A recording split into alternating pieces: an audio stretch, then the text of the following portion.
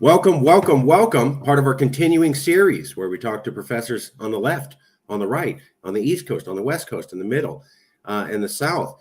Anybody who has a unique perspective, we want to bring it to you unedited and unaltered about political polarization so that you could watch all these interviews and do something that was very popular when I was in high school called thinking for yourself. Maybe it will come back. Maybe it won't. Who knows? With us today, I'm going to take an attempt at it. Fathali Moghaddam is our professor. He's a cognitive science professor at Georgetown University. He's the professor, Department of Psychology, and he's also the editor at Cambridge University Press and the Progressive Psychology book series. He's written The Psychology of Revolution, How Psychologists Failed, The Future of Democracy and Dictatorship, also known as Political Plasticity, Contemporary Imagination, Psychological Perspectives to Address Challenges and Inform Solutions, Shakespeare and Experimental Psychologist, Threat to Democracy, The Appeal of Authoritarianism in an Age of Uncertainty, Mutual Radicalization, How Groups and Nations Drive Each Other to Extremes, The Psychology of Radical Change, From Rage to Revolution, the Sage Encyclopedia of Political Behavior, Scientific Explorations of Causes and Consequences Across Social Contexts, The Psychology of Democracy, and many others. The Psychology of Dictatorship. He has the Lifetime Achievement Award in 2007, the Society for the Study of Peace, Conflict, and Violence by the American Psychological Association.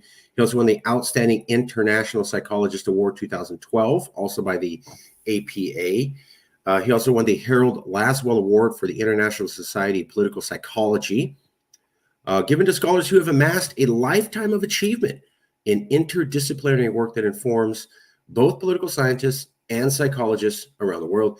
He also won the Career Research Achievement Award at Georgetown University in 2020. And this is the article where I found the professor. But before we get to that, let's check in. Professor, did I say anything wrong? Is there anything I said incorrect about your background or your research, sir? No, thank you. It's a pleasure to be with you and an honor, and everything was correct. Okay. I'm also going to try something. Is it deuced? Is a way of saying hello? I had some Iranian Persian friends, and they taught me to say deuced or doused or deuced. I don't know if I'm doing it right. I'm trying. No, we often say salam. Oh, salam. Yes. Salam. Well, let's get right into it, Professor. In this article, it came out recently by the American Psychological Association, Healing the Political Divide. How did we become such a divided nation? And how can psychologists help us bridge the gap? Here you are. Leaders can be very effective at creating and strengthening mutual radicalization, says the professor, using a term he coined to describe the growth of two opposing sides towards more and more extreme stances. Moghaddam, a professor and director of the interdisciplinary program in cognitive science at Georgetown University and author of the book Mutual Radicalization, says that it's important to also recognize that certain forms of leadership format and thrive on extreme polarization. If that kind of leadership wins out, then you're going to have further mutual radicalization and further polarization and further irrationality in society. Professor, what is this article about?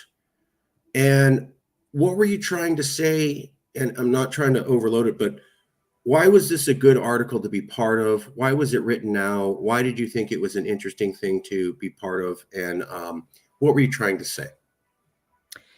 Thank you for the questions. This article was a survey of different perspectives on the political divide in the United States. And actually, it could have gone on to talk about the political divide in Europe as well, because that's there. Okay. And I think I'm very eager to participate in these kinds of discussions because we do have enormous problems. And I've tried to summarize some of these problems under the term mutual radicalization. This involves groups and nations pushing each other to become more and more extreme. And it involves domestic groups such as political parties. At the moment, we have radical factions in American politics pushing each group, the other side, to become more extreme. And of course, what gets ignored and overwhelmed is the middle ground, the moderates, the majority. And unfortunately, exactly the same thing has happened in the Middle East. Exactly the same thing has happened, and extremes on the Islamic side, extremes in Israel are pushing one another to extremes. Thank you. And once again, the middle ground is losing out. Most people are more moderate than the extremes. And we have a situation where radicals are creating the conflict and driving the conflict, and the people who are suffering are in the middle. My biological father taught me something. It was a phrase: "When the elephants fight, the grass loses." Yes, that's a very good way of putting it. I think that extremists are the elephants, not in the sense that they are the most numerous or the largest, but in the sense that they make the most noise and they push the hardest, and they're willing to take extreme measures. They're willing to kill and have people killed in the name of their ideology. So that's where we are at the moment. And it's a very dangerous moment because, of course, what suffers is rationality and democracy. Democracy is weakened in the United States and in many parts of the world, and it's through this mutual radicalization process. I'd thought about that. Let me ask you a few questions, and if you could tell me if I'm getting this right. So we can't just say one side's bad. One side acts, and then the other side reacts, and then the other side reacts, right? Isaac Newton: for every action, there's an equal and opposite reaction. So what you're saying is you have a dynamic where there's two sides. I'm going to try to one-up you. And actually, Professor, could you give me like 10 seconds to take care of an audio problem? 10 Yes, seconds. of course. I'll be right back. Sorry.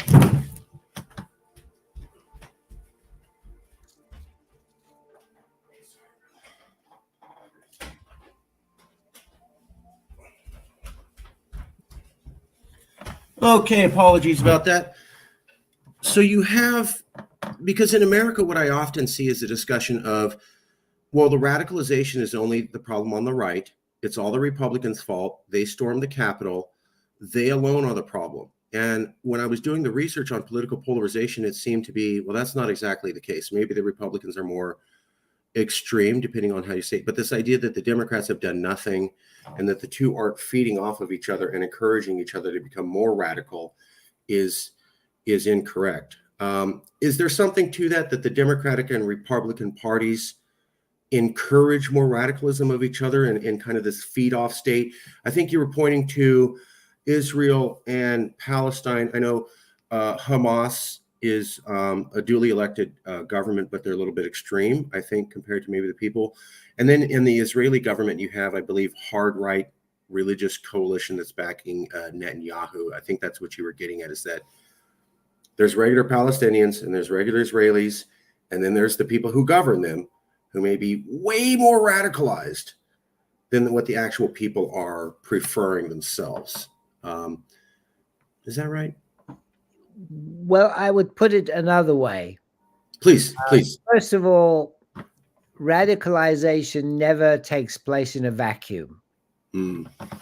Radicalization, whether it's by an individual or group or nation, always takes place in reaction to other people, other groups, other nations. So it's not in a vacuum. And in the context of the Middle East, The radicalization I would point to, or the mutual radicalization, is actually between hardliners in Iran and hardliners in Israel. Mm.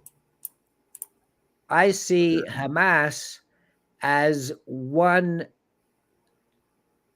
component of the hardline action in Iran, the others being Hezbollah, the Houthis, etc., etc. So I don't see much benefit at looking at what Hamas is doing, because what Hamas is doing is really an extension of what's happening by the mullahs in Iran. Okay. And they own this, they know it, and they have claimed it. And they fund and direct a number of other groups around the Middle East. And the mutual radicalization taking place in the Middle East is between extremists in Iran and extremists in Israel. And they're pushing one another to more and more extreme positions. And of course, the people losing out are the vast majority in Iran and the vast majority in Israel, as well as many other populations in the Middle East. I mean, if you're a moderate in Lebanon, you are suffering because of all kinds of extremism being encouraged by outside groups. I saw an interview with some Palestinian Christians, and it seemed to be a similar story. You know, they didn't want, they're Palestinian, but they're Christians, so they're not exactly heralded so much by Hamas, but at the same time, they're also not interested in fighting war. So I think what you're saying is we have religious extremists in the Israeli government who are Jewish, and then we have religious extremists in the Iranian government who are Persian, and they're both not moderate. They're both not really representing the moderate factions of their people. They're moderate factions of anybody on both sides, and they have their populations captive by them. And Yeah. these governments are forcing these countries to go and fight. When really, if you talk to the average Israeli on the street and the average Iranian on the street, they're going to be mostly concerned about going to work, coming home, feeding their kids, making sure they pay taxes. They're not really thinking about, well, let's have a Middle East war and realign, the power structure. Is that roughly what you're getting at, sir? Yes, exactly. And the mistake being made by many people in the United States is to focus on the fighting as if it's taking place in Gaza. No, it's taking place in a much larger context. This is where we have to go back to the Gestalt motto: the whole is more than the sum of its parts. The whole is more than the sum of its parts.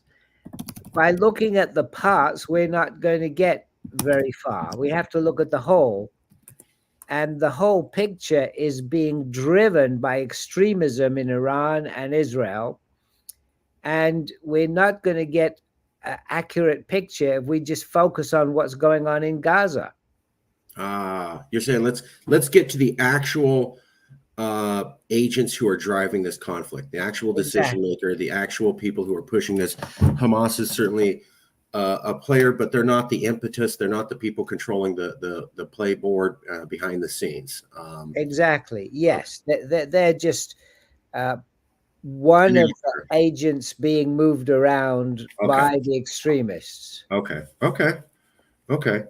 And unfortunately, Professor, it sounds like you're saying you see parallels between that conflict, which is very dangerous, and the conflict we have here in America. Is that fair? Yes. In the United States, the middle ground, the majority of the people are taken hostage, basically, by extremism. And what is the psychological driving force in this is different types of threats. and perceived threats. That's why it's psychological. It's subjective threats. And of course, immigrants and whether they're legal or illegal are part of that threat. And on the one side, we have this tremendous emphasis on, the threat of immigrants and what's coming and the dangers involved. That's part of the story.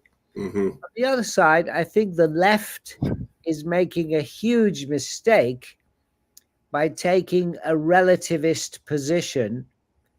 And relativism is a danger for minorities, because when you have a situation where you say, well, there are no general principles we're going to follow because each culture is its own value system, and you can only assess people according to the value system of this culture or that culture. Mm, When yeah. you adopt that perspective, what happens is minorities actually suffer, because in a relativist world, it's the people with the greatest power that actually win out.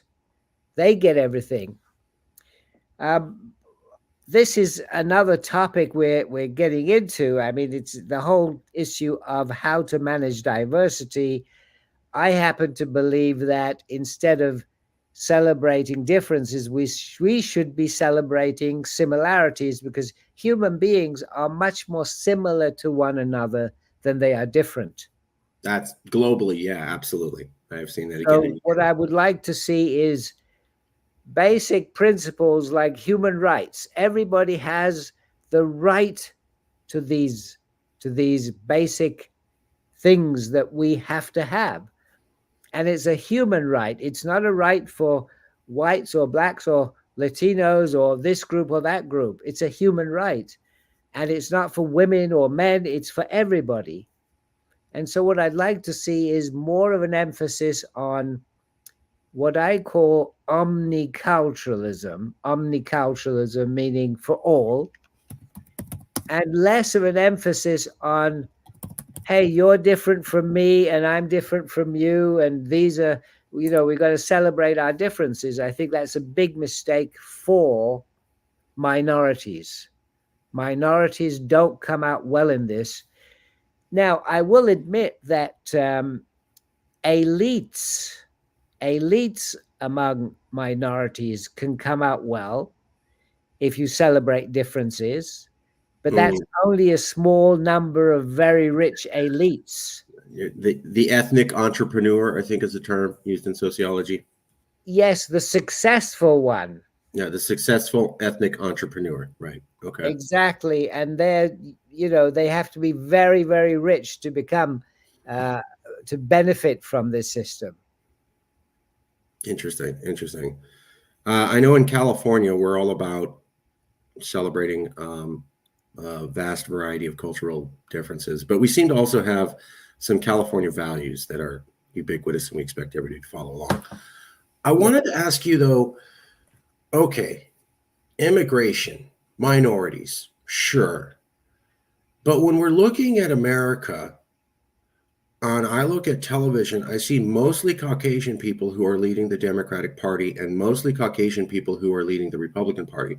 That's not an ethnic or cultural or immigration issue. These are white people on white people who have been here for generations, and they have the highest level of hate and disgust at each other since we've seen since right before the Civil War. According, I'm not making that up. That's according to different studies. So, how do white people who conceivably have a similar culture hate each other so much and split into these radicalized groups to the point that it's getting to the equivalent amount of hatred and vitriol as we see between Iran and Israel? I mean, I get Iran and Israel, two different countries, two different peoples, goes way back. And then you have, a lot of warfare going back to the 70s. We didn't have any of that in America. And yet we got this country going after each other just as hardcore. How did we get there? How did we get from a common culture being split into two radical opposing groups who are causing mutual radicalization of each other, in your opinion? But and if you, before you answer, if you could answer both as a professor and as an American, somebody who's been here for a while, what do you see professionally, and then what do you just see in your heart, like with two eyeballs and a thinking brain, having lived here for a while? Well, that's a great question, and I'd like to answer it in two ways. There's two aspects of it. The first one is, you mentioned that there aren't sufficient people of different backgrounds, ethnicities in these two parties at the top level. And I just say we need to be careful about the kind of representation we're looking for. Let me give you an example. If you look at the cabinet of the British government at the moment, the UK government, you see Rishi Sunak Yeah. and quite a few others who look different. Okay, they look different, phenotype different. But I would say that's a difference that may not be that important in this case. Why? What is common to these people? What is common is that the cabinet is basically the same kinds of backgrounds. Rishi Sunak went to the same exclusive schools as There it is. Cameron, etc. Rishi Sunak happens to be extraordinarily rich. His wife is even richer. These are extraordinarily rich people. And in that sense, they're no different from Cameron or any others who've been at the top of the rosters of power in the UK. So at one level, I would say when we look at the top echelons of politics, we need to be careful and not take these symbolic differences and say, oh, well, they are different because their skin color is different, or they've got different, Right. I mean, Right. there are certain things that we need to look out for.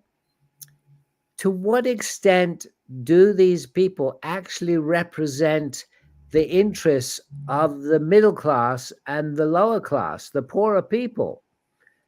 To what extent are they actually doing things that benefit ordinary people as opposed to the people who own $100 million yachts? Right. So that's Right. one concern I have. The other concern is in making up government policies, again, I would focus on similarities, not differences and divisions. I am concerned that at the moment, there are factions within the Democratic Party and the Republican Party who seem to be outlandishly different from the middle ground. Thank you. Thank you. That's the problem I see. And they're driving each other through this mutual radicalization process. They're driving each other to more and more extreme positions. Extremists on both sides not representing. Yeah. So my gut feeling is that we need more people from the middle ground in power. How do we get to this point? How do we get to where, I mean, because I remember the 1990s. I'm 47. I remember the 1990s, and I remember Ronald Reagan, and Reagan was very much a politician, and he would make fun of the Democrats and criticize them, but he'd also make legislation with them. And now we just seem to have criticism and no legislation. In fact, we have the least productive Congress in American history, going back, I think, like 50 or 70 years. That's a fact. And then it's been ubiquitous year after year. So how did we get to this point? If we had a level of unity, certainly amongst the elites and the general American population and mainstream Caucasian people, how did we get to where they're so divided and these extremists are representing us, just like the Israeli Iran dynamic, as we talked about before? Yes, you're absolutely right. It's exactly the same dynamic. The dynamic is one of mutual radicalization, and there are steps that I've outlined in the book how we get to these ridiculous situations where the middle ground, the moderate people, the majority are basically ignored, and the fighting takes over everybody's lives. The way we get there is what I call collective irrationality. And collective irrationality is a process where the individual can be very bright and rational, but the individual is overtaken and overpowered by the collective movement of irrationality. Mm. Let me give you an example. You remember, as we all do, that during COVID, there were shortages of certain goods in the shops, like Oh yeah, toilet toilet paper, etc. paper. Yeah, Right. yeah. Ugh. Do you remember talking to people about this? And you talk to your neighbor, and you'd both agree, yeah, this is really idiotic, isn't it? People rushing out and buying these things. Individually, we could agree as rational creatures that this is wrong. But what happened was we got overwhelmed by the collective irrationality, and we became one of the ones who rushed to the shops and bought more Kleenexes than we needed.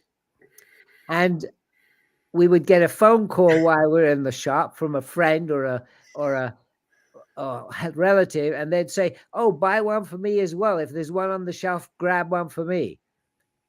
And Yeah. they would be piling it up, and we all did the same. Yeah. See, that's a process where the individual can be bright and rational, but can become overwhelmed by the collective process. And that's what's happening with us in politics as well. That's brilliant. That's brilliant. That makes a lot of sense. I saw my mom and my sister-in-law both do the same thing. They would say, "This is ridiculous that everybody's going after toilet paper." And then they'd go do the same thing because they were concerned about losing toilet paper. So they would say this is dumb, and then they'd go out and participate in it. And I saw them both do that, and they were kind of aware of it, but they still did it anyway. So it's the collective irrationality, just like you're talking about, right during COVID. Absolutely, literally saw that. We all did this. We all fell into the same trap. And the consequences was bare shelves in shops. Right, right. For the first time, I think ever since maybe I don't know the 30s or something. You have to go way back. Bare shelves in shops was something that Americans were used to seeing in pictures of the old Soviet Union. It's not Yes. something they had ever seen in America. I remember people were like, "I've never seen this before." Like I don't. Maybe they saw old pictures from the 20s and 30s, but yeah. Yes. So we and that happened relatively quickly, right? So you went. Exactly. There wasn't a long time period to acculture people to COVID thinking. I mean, we were told 2 weeks, and then suddenly it was 6 months, and then it was 1 year, and we found ourselves into it. So within half a year to a year's time frame, we moved the entire population into collective irrationality. Would that be a fair summary? Exactly. Yes. Wow. Huh. So it can move quick. It can move quickly, and the challenge is how to get out of it. We got out of that thinking when we got out of COVID, but we're stuck in this process in our political system. And to jolt us out of it, we need leadership. We need leadership. What would leadership do? What would because I remember when Marjorie Taylor Greene, a sitting Congress member, said we need a national divorce because red and blue can't live with each other anymore. And she was laughed at. And then there was a Utah governor who came out and said, "Oh, Marjorie, we don't need a national divorce. We need national marriage counseling." Yes. But they never defined that. What Mhm. does national marriage counseling look like? What are these leaders supposed to do? Can you describe what a leader on the left and a leader on the right should be doing right now to end this collective irrationality, Professor? Yes, in the last chapter of my book on mutual radicalization, I have discussed the path out of this process as a solution. And the first step, which is probably the most difficult step, actually, it sounds very simple, is to get people to sit together. At the moment, that in itself is difficult, to sit together and to come to a common understanding of where we are, a common understanding of where we are. And of course, to do this, you don't throw in the most radical people. You don't say, who are the most radical on the left? Who are the most radical on the right? Let's put them together. No, you bring in moderates from the middle and you have them communicate and you work outwards. So the radicals are the last people you call into this process. You have you drive the process along through moderates, not radicals. See, at the moment, what's happening in our political system is that the radicals are driving the process, Right. not the moderates. Right.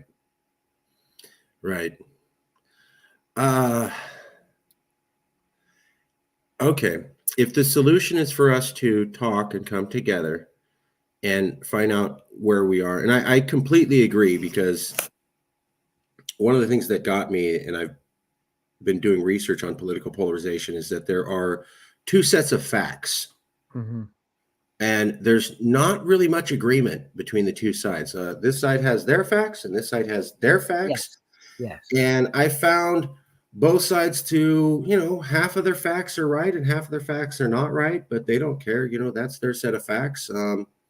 I've seen people say, I'll PC it here, but screw your facts. They used a different word. And I remember I never heard that before the last 3 years. Mm-hmm. And I was, screw your facts. They're not my facts. They're facts. And what do you mean I don't need facts? Of course you do. They're facts. But I've seen this opinion on both sides.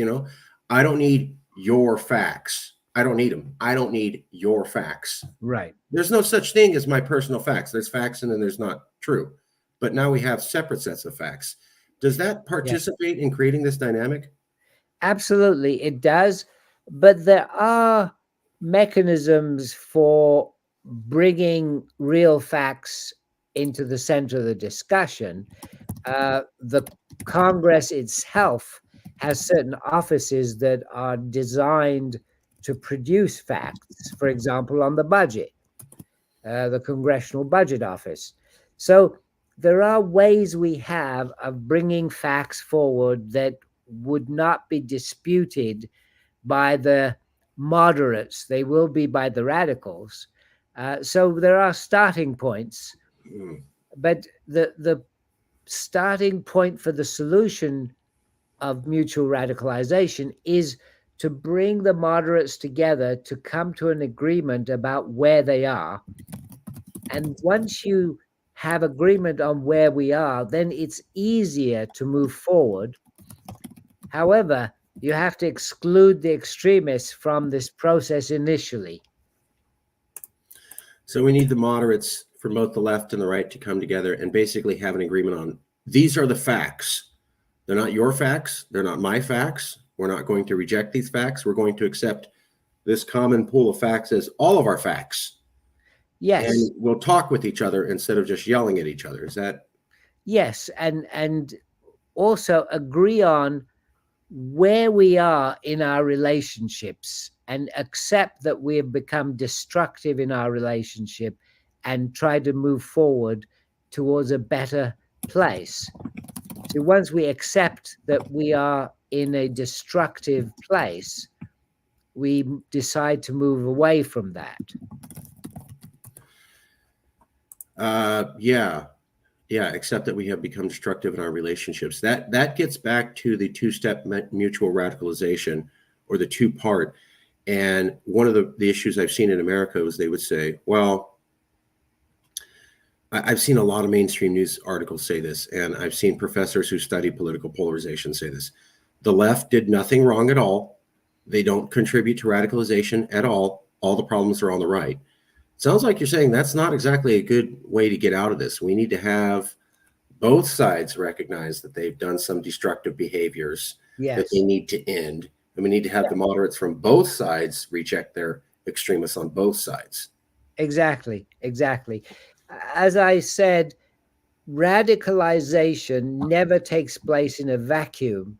It is always in relation to some force. Okay. And the force is usually some radicalization taking place in another direction. That's brilliant. I've wondered that. I've wondered that because so you have the Democrats in 2016 said that Russia hacked the election and made Donald Trump president. We found out with the Durham report and other investigations that that was not true, but it took years to find that out.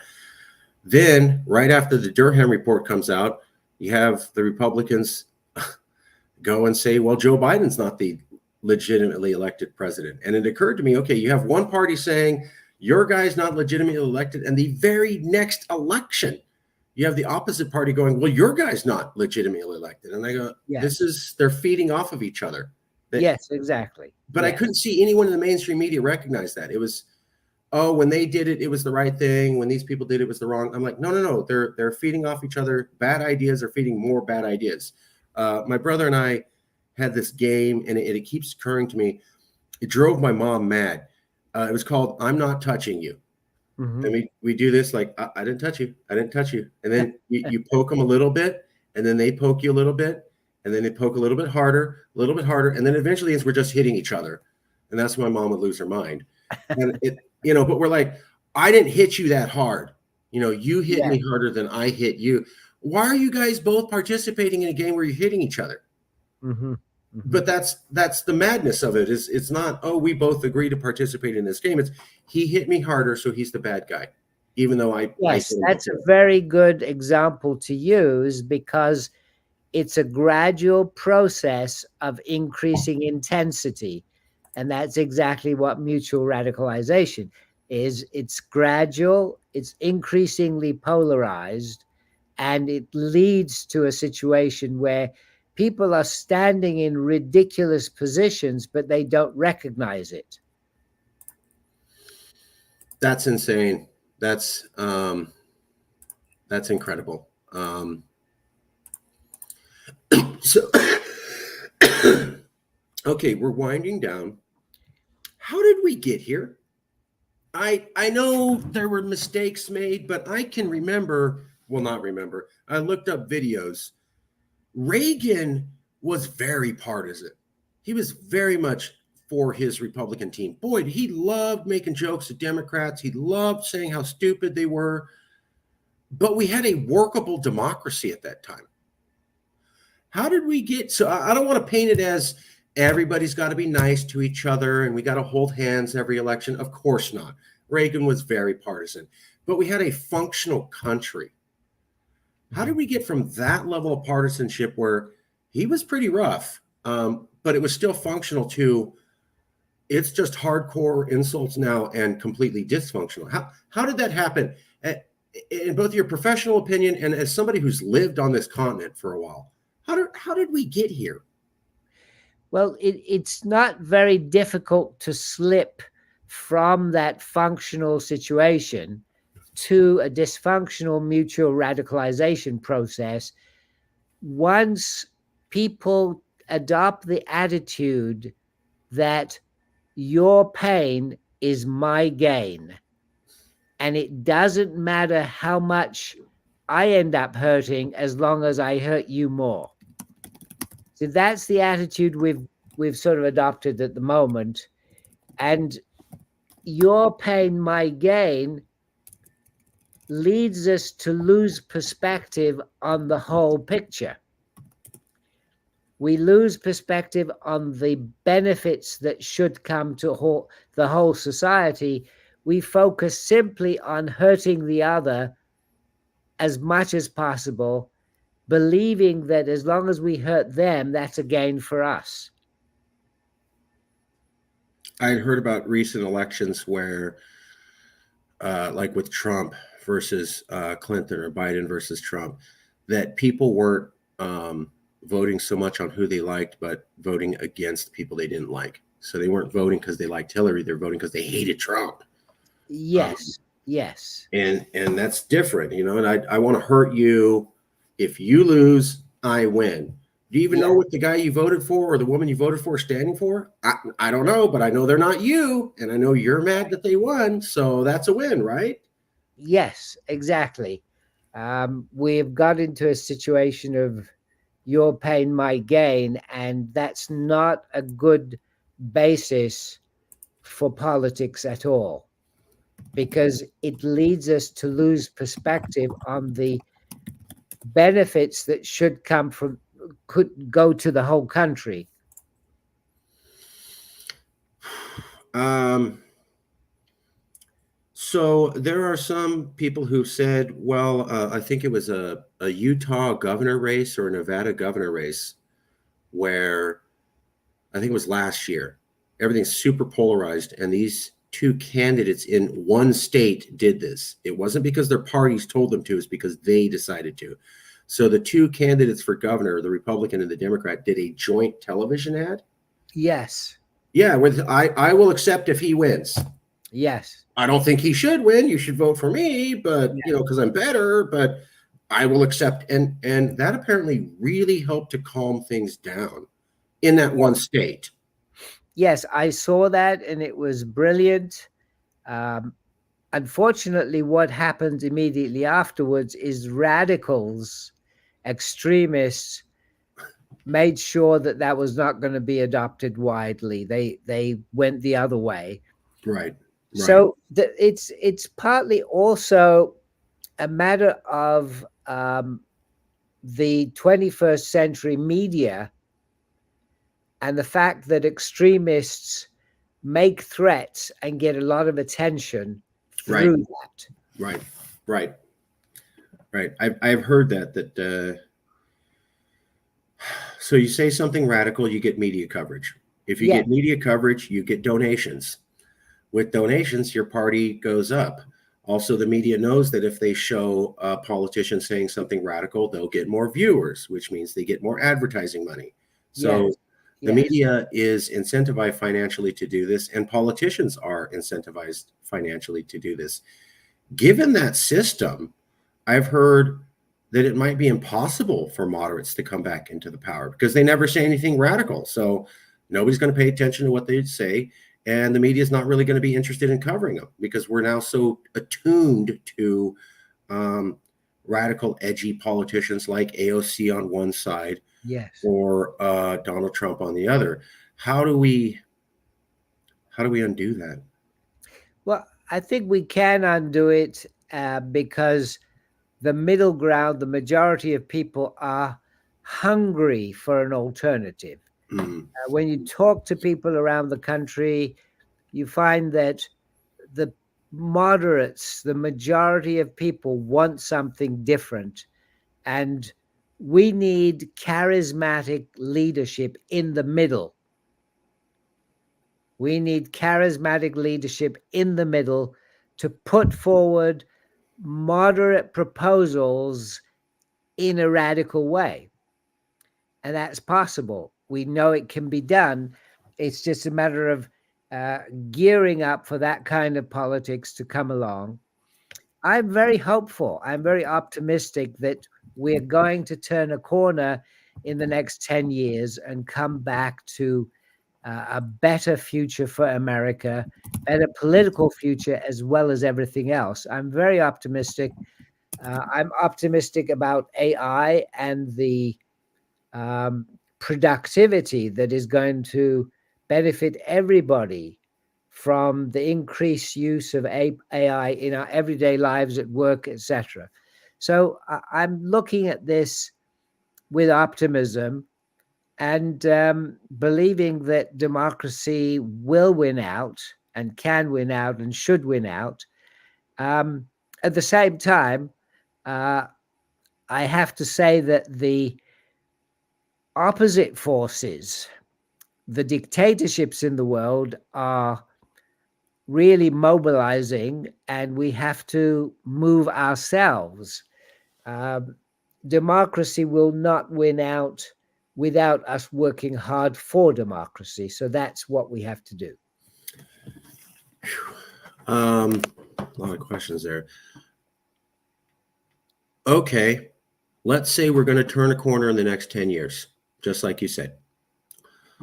But there's another January 6th, and then there's another January 6th, and then there's another Stop the Steal program, and then there's another Stop the Steal program. So before we get to this 10-year point where we've turned around, we've had 3 total January 6ths and 5 total I doubt your person won the election. Can we come back from that much damage at that point? Well, we can come back through mobilizing the moderates, just as mutual radicalization takes place through the increasingly mutual radicalization of extremes. You can also mobilize the middle ground. And that's what we need to do next.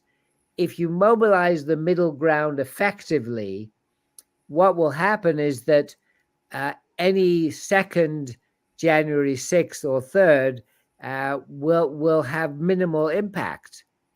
So the impact of that event, it's not that it won't happen, but the impact will be much less.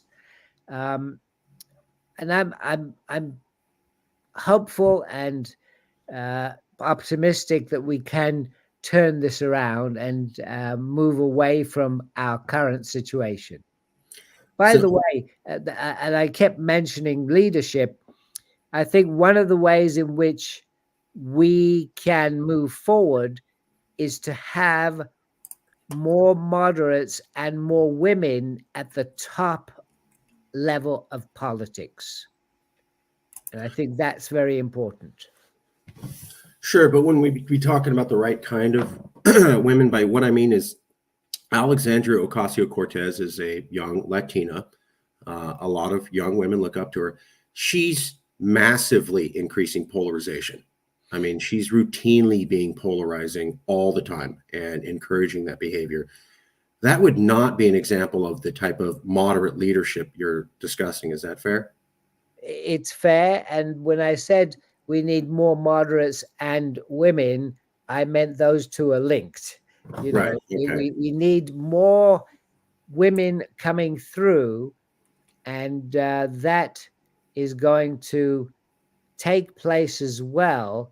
But as you said, it has to be more moderate women.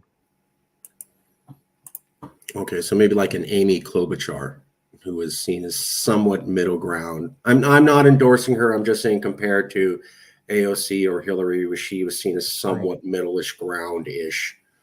Well, I don't want to name people, sure, but sure. I get, yeah, sure. You know, and I use the example of Sunak in the UK. Right. Just because somebody looks a particular way doesn't mean that they're going to be beneficial to the majority of people. That's true. Yeah, I won't get into it, but in Spanish we have the term vendido. It means that's store that's out of goods, sell out. Yes. So, you know, yeah, you said you're for us, but are you really? You may look like us, you may talk like us, but are you really? And we've seen that before. I see that when I see Rishi Sunak. He reminds me of Alberto Gonzalez, who was the Attorney General appointed by George W. Bush. And they said, "Isn't this a great day for diversity?" And then they had Alberto Gonzalez. He got promoted because he allowed some of the worst forms of torture when we were in the Iraq War. So I was like, okay, well, that's not something I'm for. Right. Okay, so the way that we make sure that if there's another January 6th and a second and a third and another Stop the Steal and a third Stop the Steal, we can survive all of that by activating the moderates and having moderate, inspiring leaders. Is that a fair summation? Yes, yes. And we need moderate leaders who are charismatic and who are radically moderate, who are going to be drivers of change. Do you have anyone you could point to right now who might be a No, radical I moderate? tend never to name Okay, politicians. fair enough. Yeah, fair enough. Fair enough. Yeah, because then you're talking about the individual person and if they meet that criteria or not versus the idea itself. Yeah, so we need radical moderates. Okay, winding down. Last two questions. You're not you. You're not me. You're a third-party person watching this interview, and they're saying, "Wow, I learned a lot." Americans and their level of vitriol to each other, similar to what's going on in the Middle East. Wow, I learned a lot. Radical dynamics, people playing off each other. But there was this one thing that the professor said, and I can't get it out of my head 5 days later after watching the video. What would that one thing be that you'd want a third-party person who's not you or me watching this video to not be able to get out of their head 5 days after watching this interview with you, sir? Human beings are much more alike than they are different. We should focus on what I call omniculturalism, celebrating similarities, not differences. We should stop focusing on differences across political lines, focus on what we have in common. That's the main message. We should stop focusing on differences across ethnic lines, focus on what we have in common. It's the common ground that's important. Yeah, that's very inspiring. You don't have to name anybody, but I hope you found this was a fair interview. We didn't do gotcha journalism. I'll send you a copy of the video. If you could think of anybody who you might be willing to recommend, who might be willing to have an honest conversation about political polarization. They could be in academia. They could be a neighbor down the street, somebody you read about, anything. We just like to keep the conversation going. Yes, I'll send you a name. Okay. We'll end it there. Thank you very much for your time. Thank you very much. Salam. Very interesting. Salam. And I'll send you a video copy soon. I will appreciate your time, Professor. Thank you. Interesting discussion. Thank you very much. Bye-bye. Bye. Bye-bye.